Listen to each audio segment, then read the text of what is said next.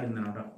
కాబట్టి జీవం అనే కృపావరంలో మీ భార్యలు మీతో పాలువారై ఉన్నారు అని ఎరగాలన్న.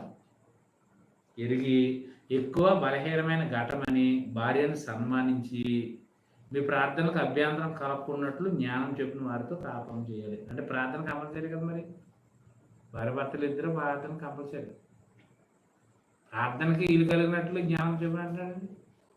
ప్రార్థన లేకపోతే మరి అలాగే ప్రార్థన కంపల్సరీ కదా. భార్య భర్తలు ఇద్దరు ప్రార్థన కంపల్సరీ చేసుకుంటారు. ఎప్పుడైనా మేము ఇచ్చిన ప్రార్థన చేసుకుంటాం. కనీసం రోజులో 3 సార్లు అయినా 2 సార్లు అయినా మినిమం మ్యాక్సిమం 2 సార్లు తప్పకుండా 10 రోజులు మా భార్య నేను మా పిల్లలకు కూడతాం.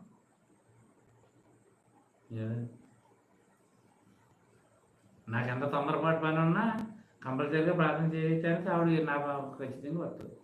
పొద్దున్న లేచిన నేను అప్పుడు ఒకసారి చేసేసుకున్నా మళ్ళీ ప్రార్థన చేసుకుందాం అని అంట. నేను అప్పటికే